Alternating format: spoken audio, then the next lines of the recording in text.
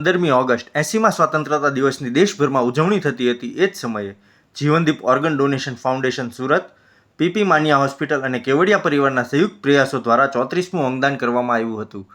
જીવનદીપ organ donation foundation trust, PP Maniya hospital તથા કેવડિયા પરિવારના સંયુક્ત પ્રયાસોથી અંગદાન કરી સમાજ સેવાનું એક ઉત્તમ ઉદાહરણ પૂરું પાડ્યું હતું.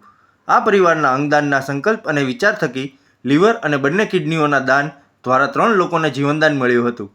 અમદાવાદ IKDRC હોસ્પિટલ દ્વારા બંને કિડની અને લીવરનું દાન સ્વીકારવામાં આવ્યું હતું.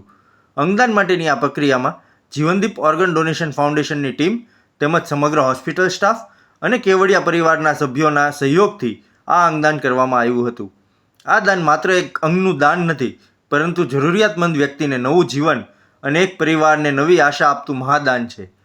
તમામ લેવાયેલ ઓર્ગન સમયસર હોસ્પિટલ સુધી પહોંચી શકે એ માટે ગુજરાત પોલીસ દ્વારા પીપી માનિયા હોસ્પિટલથી અમદાવાદ IKDRC હોસ્પિટલ સુધી એક ગ્રીન કોરિડોર કરી વિશેષ બંદોબસ્ત કરીને ભારે જહેમત ઉઠાવવામાં આવી હતી.